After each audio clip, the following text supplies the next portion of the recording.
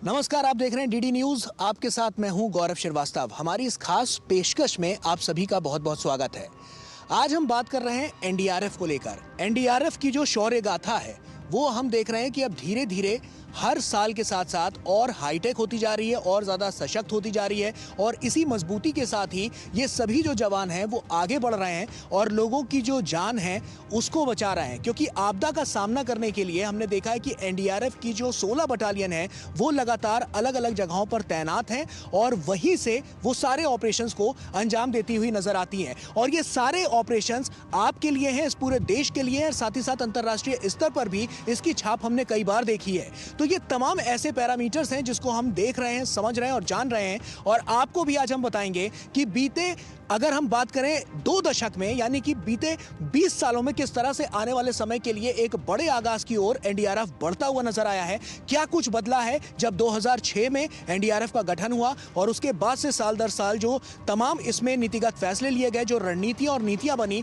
उससे कैसे आपको जीवन मिल पाया है और कैसे आने वाले समय के लिए और मजबूती के साथ एनडीआरएफ आपके साथ खड़ा हुआ नजर आया। तो चलिए अपने इस शो की शुरुआत करते हैं और आपको दिखाते हैं इस पूरे सफर को कि कैसे एनडीआरएफ ने आपके लिए, आपके परिवार के लिए, आपके प्राणों के लिए बहुत कुछ किया है।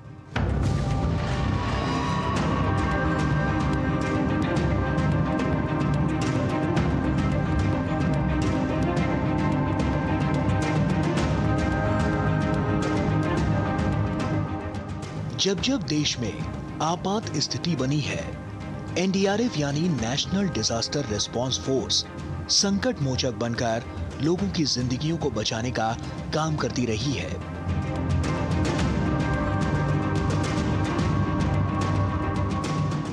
परिस्थिति चाहे जैसी भी हो, एनडीआरएफ के जवान अपनी जान की परवाह किए बगैर लोगों की जिंदगियों को मुसीबत की घड़ी में हर हालात से जूझते हुए बचा कर लाते हैं।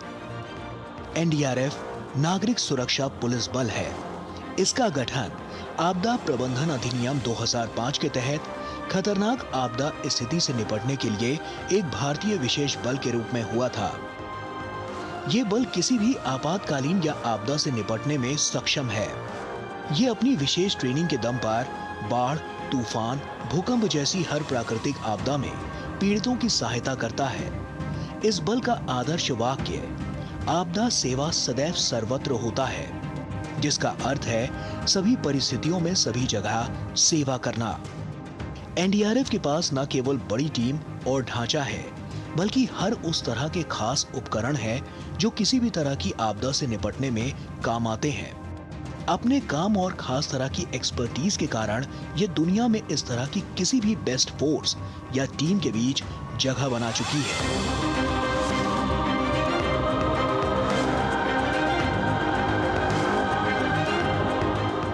प्राकृतिक आपदाओं से जूझते भारत देश में 90 के दशक के आखिर में एक ऐसी फोर्स की जरूरत महसूस होने लगी जो तमाम तरह की आपदाओं में जाकर लोगों की जिंदगियों को बचा सके।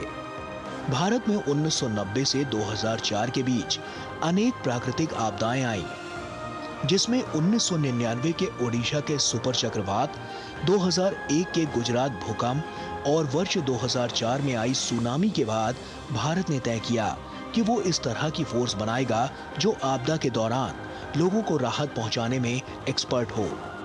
इन्हीं सब परिस्थितियों को देखकर बना एक ऐसा दल जो पूरी तरह से इन आपदाओं का सामना करने के साथ साथ ऐसी परिस्थितियों और खास तौर पर इन परिस्थितियों से उपजी चुनौतियों का सामना कर सके। दुनिया के कई अन्य देशों में इस तरह की कई फोर्स बहुत बढ़िया काम कर रही थी। उनका उदाहरण भारत के सामने था। इन्हीं जरूरतों को ध्यान में रखते हुए 26 दिसंबर 2005 को आपदा प्रबंधन अधिनियम पारित किया गया। आपदा प्रबंधन के लिए योजनाएं, रणनीतियां और दिशा निर्देश विकसित करने के लिए इस अधिनियम के अनुसार राष्ट्रीय आपदा प्रबंधन प्राधिकरण यानी कि एनडीएमए की स्थापना की गई, जिसके बाद एनडीआरएफ एक विशेष कार्यबल के रूप में 19 जनवरी 2006 को देश के राष्ट्रीय बचाव प्रतिक्रिया बल के रूप में स्थापित किया गया।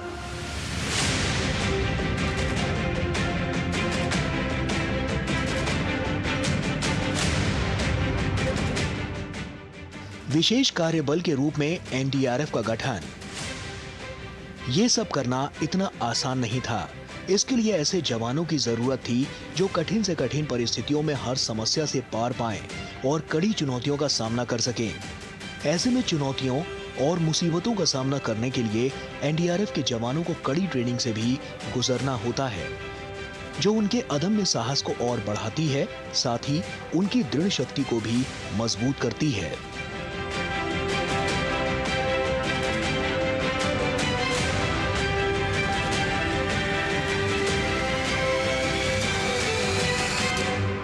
ये हमारा एक तरह से रबल फील्ड एरिया है। यहाँ पे एक एक्सपोजर दिया जाता है कि इस तरह की चुनौती आपको ऑपरेशनल जो फील्ड में जब जाते हैं तो वो मिल सकती है। जैसे कटिंग है, कोई कंक्रीट कट करना है, तो वो एक्सपोजर यहाँ पे दिया जाता है। किसी भी चीज़ का कोई सरिया आ गया, कुछ उसको कैसे कट किया जाएगा, ऑपरेशन, हर एक ऑपरेशन अपने आप में यूनिक होता है, हर एक सिचुएशन अलग अलग मिल सकती है।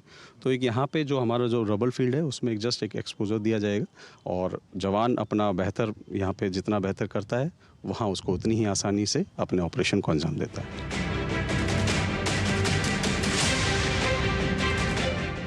लोगों की जान की कीमत और एक एक सेकंड की अहमियत को एनडीआरएफ बखूबी समझती है। इसीलिए बदलते दौर के साथ तमाम परिवर्तन और नई नई तकनीकों के जरिए लोगों की जान को बचाने का सिलसिला समय के साथ और तेज होता गया है। और आज के समय में आपदा से पीड़ित लोगों का समय पर उपचार हो, इसके लिए तमाम प्रयास किए जा रहे हैं।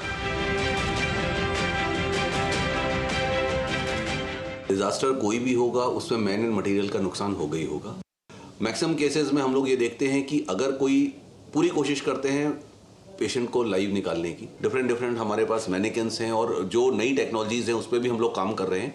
इस तरीके से ना केवल डॉक्टर्स, हमारे पैरामेडिकल स्टाफ, और अभी आपने देखा ये हम ड्राइवर्स को भी ट्रेनिंग दे रहे हैं। इस तरह से हम लोग ट्रेनिंग देते हैं कि वो अकेले दम पे भी अगर वो चाहे तो काफी अच्छे से लोगों की जान सेव कर सके। एनडीआरएफ के जवान बाढ़, चक्रवात, भूकंप, भूस्खलन, भवन के ढहने, ट्रेन एवं सड़क दुर्घटना, रासायनिक, जैविक, रेडियोलॉजिकल, जंगल की आग और परमाणु जैसी आपात स्थिति और सभी प्रकार की प्राकृतिक या मानव निर्मित आपदाओं से निपटने में सक्षम है।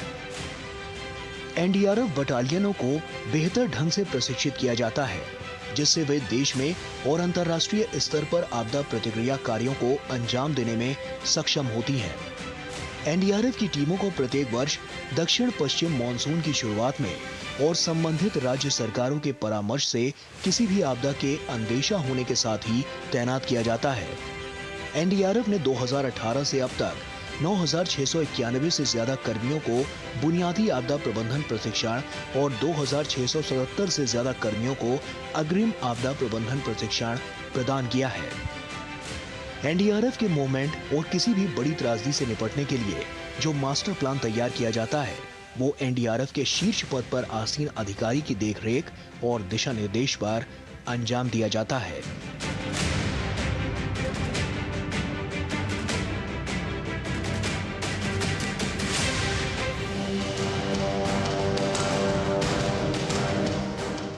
एनडीआरएफ के गठन के बाद से तमाम तरह की त्रासदियां हुई, जिनमें बड़ी मात्रा में जानमाल का नुकसान भी हुआ। ऐसी भयावह त्रासदी से निपटने के लिए इन जवानों को बेहतर प्रशिक्षण के जरिए इतना सशक्त किया गया, जिससे ये तमाम चुनौतियों से निपट सके। एनडीआरएफ में कई तरह की बटालियन है जो अलग अलग मोर्चे पर अपनी जिम्मेदारियां निभा रही हैं। एनडीआरएफ की संरचना पर नजर डालें तो इसमें वर्तमान में 16 बटालियन हैं, जिसमें असम राइफल्स, सीमा सुरक्षा बल बीएसएफ, केंद्रीय औद्योगिक सुरक्षा बल सीआईएसएफ, केंद्रीय रिजर्व पुलिस बल सीआरपीएफ, भारत तिब्बत सीमा पुलिस आईटीबीपी और सशस्त्र सीमा बल एसएसबी के कर्मी कार्यरत हैं। प्रत्येक बटालियन में लगभग 1149 कर्मी होते हैं। इस हिसाब से 18,348 से ज्यादा एनडीआरएफ में जवानों की क्षमता है। इनमें ज्यादातर कर्मी BSF, CISF, CRPF, ITBP, Assam rifles के जवान होते हैं। साथ ही हर बटालियन में 18 विशेषज्ञ और 45 बचाव दल के कर्मी अनिवार्य रूप से होते हैं। इनमें इंजीनियर, टेक्निकल कर्मी, डॉग स्क्वाड और मेडिकल टीम के भी सदस्य होते हैं। एनडीआरएफ केंद्रीय गृह मंत्रालय के अधीन होते हैं और सरकार हर तरह से एनडीआरएफ को वैज्ञानिक सहायता उपलब्ध करवाती है। एनडीआरएफ का पहला बड़ा ऑपरेशन। एनडीआरएफ की स्थापना के बाद उसके लिए सबसे बड़ा चैलेंज 2008 में कोसी नदी में आई बाढ़ थी। 19 अगस्त 2008 को कोसी बैराज में दरार के तुरंत बाद एनडीआरएफ की टीमों को बिहार ले जाया गया था। एनडीआरएफ ने 780 बाढ़ बचाव प्रशिक्षित कर्मियों के साथ 153 हाई स्पीड मोटर बोट से एयरलिफ्ट किया। बाढ़ के दौरान 1 लाख से अधिक प्रभावित लोगों को बचाया गया। तब से एनडीआरएफ के जवान आपदा के समय अपनी जान की परवाह किए बगैर दूसरों की जान बचाते आए हैं। इसके अलावा मुख्य अभियानों की बात करें तो जनवरी 2010 में बेल्लारी में 6 मंजिला इमारत गिर गई। टीम तुरंत वहां पहुंची और 7 दिन लगातार राहत के काम करती रही। मलबे से 20 लोगों को जिंदा निकाला गया। एनडीआरएफ ने वक्त बीतने के साथ साथ अपनी क्षमताओं को और बढ़ाया और सिर्फ देश ही नहीं बल्कि विदेशों में भी जाकर कड़ी मशक्कत के साथ सहायता पहुंचाई। अंतर्राष्ट्रीय घटनाओं पर नजर डालें तो जापान में आए प्रलय पर एनडीआरएफ की एक टीम को मार्च 2011 से अप्रैल 2011 तक तैनात किया गया था। क्षेत्र में आपदा आने के 2 सप्ताह से अधिक समय बाद टीम ने अन्य कीमती सामान के अलावा 50 मिलियन येन की नकदी बरामद की और अधिकारियों को सौंप दी। एनडीआरएफ टीम के प्रयासों की वहां की सरकार, स्थानीय अधिकारियों, मीडिया और आम जनता ने सराहना की। इसके अलावा अप्रैल 2015 को नेपाल में 7.8 तीव्रता के भूकंप ने वहां तबाही मचा दी थी। एनडीआरएफ की टीम वहां सबसे पहले पहुंची और बचाव का काम शुरू किया। और तो और हाल के वर्षों में फरवरी 2023 को तुर्की और उत्तर पश्चिमी सीरिया में 7.8 तीव्रता का भूकंप आने के बाद एनडीआरएफ ने बचाव और राहत प्रयासों के लिए तुरंत 3 टीमें तैनात की। इन कठिन परिस्थितियों में काम करते हुए एनडीआरएफ ने लगभग 85 लोगों को बचाया और प्रभावित समुदाय को चिकित्सा सहायता भी प्रदान की।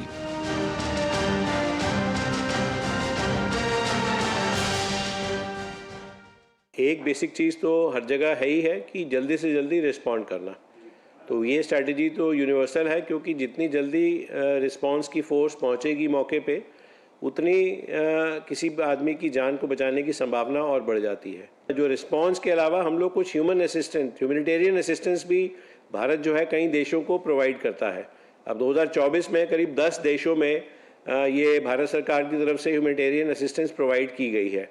जैसे ही कोई किसी भी देश से रिक्वेस्ट आती है तो हम लोग कोशिश करते हैं कि जल्दी से जल्दी अच्छे से अच्छी क्वालिटी का सामान हम लोग वहाँ भेजें, क्योंकि जो भी आदमी जहाँ पे फंसा हुआ है, पर्पज़ यही है कि उस पर राहत जल्दी से जल्दी पहुँचनी चाहिए ताकि उसका वो लाभ उठा सके और वो उसकी जो पीड़ा है वो थोड़ी कम हो जाए।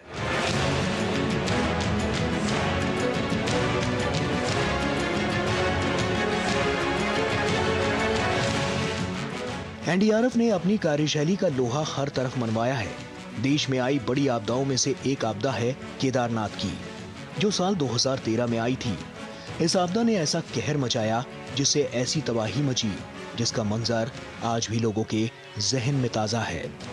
16 जून 2013 की वो तारीख जब उत्तराखंड में बादल फटने से आई विनाशकारी बाढ़ ने कई शहरों और गांवों को तबाह कर दिया।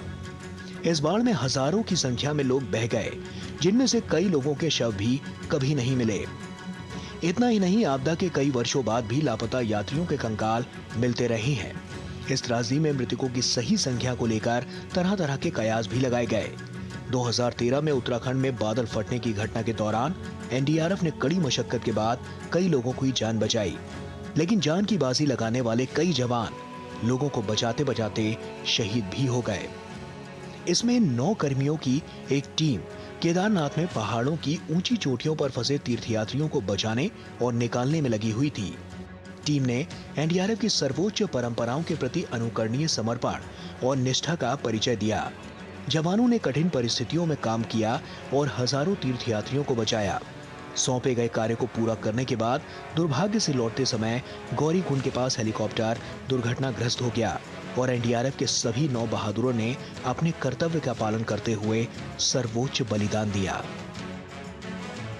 2013 केदारनाथ आपदा के बाद भी देश में तमाम ऐसी कठिन परिस्थितियां बनी जब तमाम तरह की आपदाओं ने कहर बरपाया, जान माल का नुकसान हुआ। आंकड़ों पर नजर डालें तो मार्च 2014 में एक एनडीआरएफ की टीम, जिसमें 42 बचाव कर्मी और बचाव उपकरण थे, भूटान में तैनात की गई थी। जहां गोनगरी नदी में नाव डूबने से 5 भूटानी नागरिक लापता हो गए थे। जून 2014 में असम बाढ़ में एनडीआरएफ ने असम के विभिन्न स्थानों पर 12 टीमें तैनात की थीं। इन टीमों ने 18,486 बाढ़ प्रभावितों को निकाला। सितंबर 2014 में जम्मू और कश्मीर में आई विनाशकारी बाढ़ के दौरान बल को पहली बार बड़े पैमाने पर शहरी बाढ़ की चुनौती का सामना करना पड़ा। संचार और बिजली आपूर्ति के ठप होने जैसी कठिन परिस्थितियों के बावजूद एनडीआरएफ के समय पर हस्तक्षेप ने 12,307 लोगों की जान बचाई और 38,508 प्रभावित लोगों को आवश्यक राहत प्रदान की। दिसंबर 2015 में चेन्नई बाढ़ में कुल 50 एनडीआरएफ टीमें, जिनमें 1715 व्यक्ति शामिल थे। इस आपदा में कुल 22,450 व्यक्तियों को बचाया गया।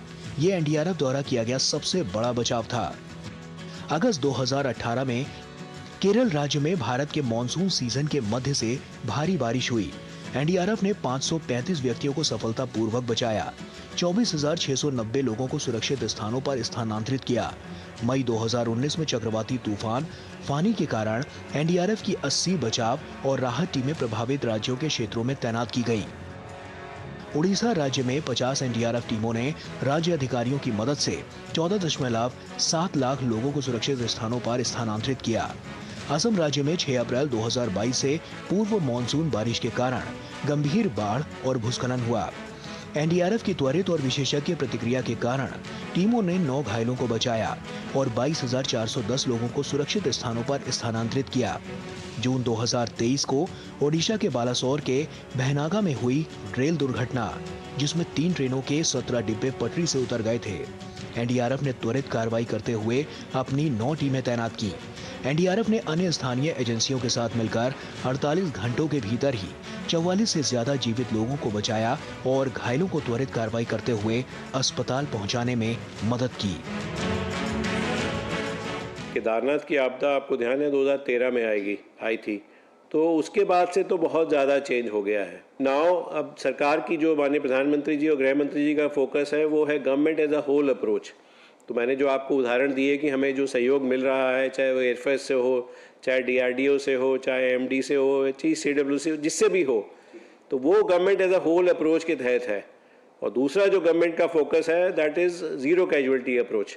ज़ीरो कैजुअलिटी का मतलब ये है कि कोशिश हम सबकी यही होनी चाहिए कि ह्यूमन लॉस नहीं होना चाहिए किसी भी डिज़ास्टर में। प्रधानमंत्री जी ने जब से ये कार्य अपना संभाला है तो उनका फोकस हमेशा ये रहा है।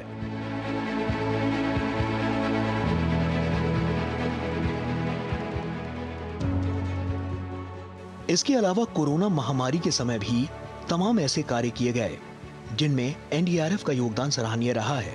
नवंबर 2023 में उत्तराखंड के उत्तरकाशी के सिलक्यारा गांव में सुरंग ढहने के बाद एनडीआरएफ ने अपनी 2 टीमें तैनात की। NHIDCL, RITES, वायुसेना और अन्य स्थानीय एजेंसियों के साथ मिलकर एनडीआरएफ ने 12 नवंबर से 1 दिसंबर तक SAR ऑपरेशन चलाया। सभी एजेंसियों के अथक प्रयासों के बाद सुरंग से 41 फंसे हुए श्रमिकों को बचाया गया। ये तमाम घटनाएं विभिन्न आपदा परिदृश्यों पर प्रभावी ढंग से प्रतिक्रिया करने, जीवन बचाने और प्रभावित समुदायों को महत्वपूर्ण सहायता प्रदान करने में एनडीआरएफ की तत्परता और क्षमता का उदाहरण है।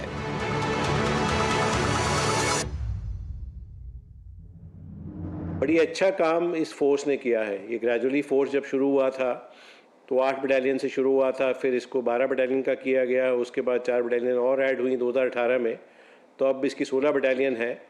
और इसकी सफलता का अनुमान आप ये लगा सकते हैं कि उस पीरियड में जो फ्लड और साइक्लोन्स में नुकसान होता था, जनहानि होती थी या सामान की या प्रॉपर्टी की हानि होती थी, और जो अब पिछले साल में जो फ्लड्स आए हैं या जो साइक्लोन्स आए हैं उसमें जो हानि हुई है उसका अगर आप अनुपात लगाएंगे तो आप ये पाएंगे कि अब प्रैक्टिकली जो भारत सरकार की एक पॉलिसी है, ज़ीरो ह्यूमन लॉस की जो पॉलिसी है और whole government as a whole की जो अप्रोच है, तो उसके चलते अब ये जनहानि तो प्रैक्टिकली बहुत ही कम होती है और सामान की हानि भी काफ़ी मिनिमाइज़ हुई है।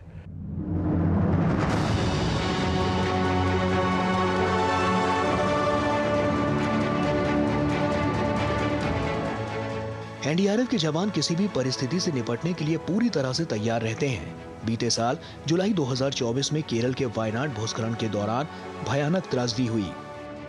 जोरदार बारिश के बाद हुए भूस्खलन में वायनाड में कई मकान मलबे में दब गए और आपस में जोड़ते दो क्षेत्रों के बीच का पुल भी टूट गया।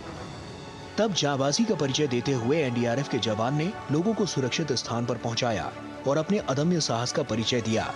इस ऑपरेशन में एनडीआरएफ की 4 टीमें तैनात की गईं और 3000 से अधिक लोगों को राहत शिविरों में शिफ्ट किया गया।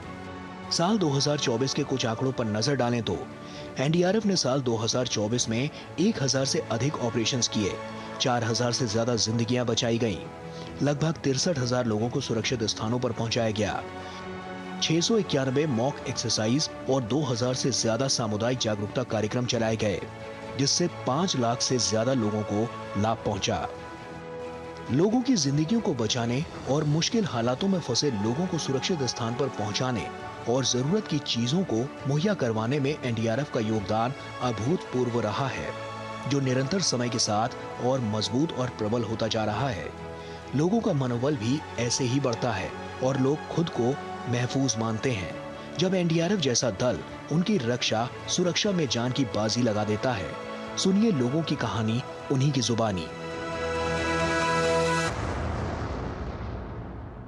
I just want to say thank you from the bottom of my heart to police, to ambulance, to all of your service, NDRF, because it was a kind of miracle. Thank God, because she was having a bath in the Ganga, and so it's a miracle for us. So thank you so much. ये सारे मेरे risk पे Europe से आते मेरे पास और मैं उनको लेके आता हूँ, तो ये जिम्मेदारी मेरी थी। जैसी मैं अपनी जिम्मेदारी निभाता हूँ और एनडीआरएफ टीम ने आपने जो अपनी जिंदगी बढ़ाई, मेरे लिए बहुत खुश है।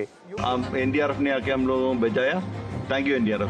इनके बारे में मेरे लिए शब्द ही कम है, मतलब मैं बयान नहीं कर सकता इनके बारे में। छठो महीनों 2015 के साल में बोरवेल में गिर गई थी, तो इसने एनडीआरएफ की टीम ने सुरक्षित हालत में निकाल दिया और अभी वो सुरक्षित है। ये मेरा बेटा अक्षित है, जो गत वर्ष 20 मई 2023 को एक बोरवेल में फंस चुका था। ये 70 फीट पर जाकर फंसा था। इसे एनडीआरएफ वाली टीम ने बचाया 7 घंटे के रेस्क्यू से। मैं उनका बहुत बहुत आभार व्यक्त करना चाहती हूँ और उनका तहे दिल से शुक्रिया अदा करना चाहती हूँ। साल 2006 में एनडीआरएफ के गठन के बाद से लेकर अब तक साल दर साल जो भी छोटी बड़ी आपदाएं आई हैं, एनडीआरएफ के तमाम दलों ने अपने शौर्य और पराक्रम का अद्भुत नमूना हमेशा पेश किया है और सिर्फ देश ही नहीं बल्कि पूरी दुनिया में अपनी काबिलियत का लोहा मनवाया है। 2006 से लेकर अब तक की बात करें तो एनडीआरएफ द्वारा लगभग 1,58,700 से ज्यादा लोगों की जिंदगियों को बचाया गया है। लगभग 8,62,084 से ज्यादा लोगों को आपदा क्षेत्र से निकाला गया। लगभग 12,320 से ज्यादा ऑपरेशंस को अंजाम दिया गया। साथ ही 13,035 सामुदायिक जागरूकता कार्यक्रम चलाए गए। सामुदायिक जागरूकता कार्यक्रम से 64,73,245 से ज्यादा लोगों को सीधा लाभ पहुंचा। एनडीआरएफ अपनी जिम्मेदारियां सिर्फ आपदा के समय पर ही नहीं बल्कि हर एक बड़े और व्यापक कार्यक्रमों को सुरक्षा के मापदंडों से भी सुगम बनाती नजर आती है। साल 2025 के महाकुंभ में भी एनडीआरएफ नई तकनीकों के जरिए महाकुंभ को रक्षा और सुरक्षा की प्रक्रिया के अनुरूप और दिव्य और भव्य बनाती हुई नजर आ रही है।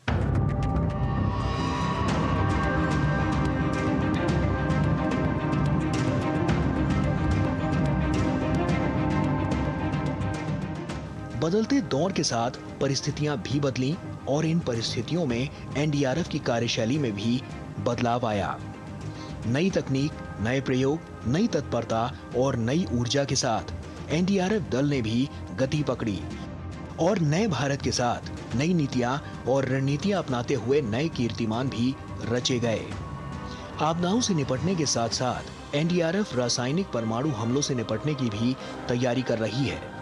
आपदा सेवा सदा सर्वत्र।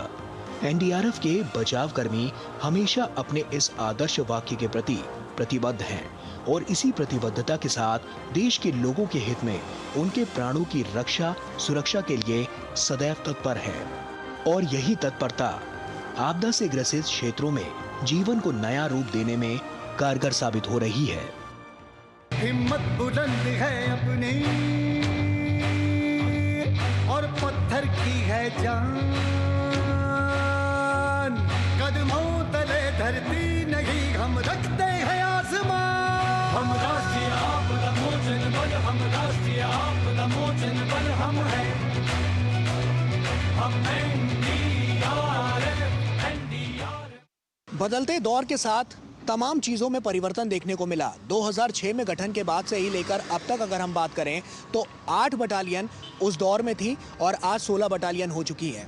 ऐसे में साफ तौर पर तमाम ऐसी रणनीतियां और नीतियां बनी जिनसे जो आने वाला समय है और जो आज का वर्तमान समय है, इन दोनों में बहुत बड़ा परिवर्तन देखने को मिला है। एनडीआरएफ की कार्यशैली में भी बहुत बड़ा परिवर्तन नजर आया है और तमाम नई तकनीकों के साथ एनडीआरएफ आपकी जान माल की रक्षा करने में कारगर साबित हुआ है। तो हमारी खास पेशकश में फिलहाल अभी के लिए इतना ही। मुझे और मेरे कैमरा पर्सन योगेश को दीजिए अनुमति। नमस्कार।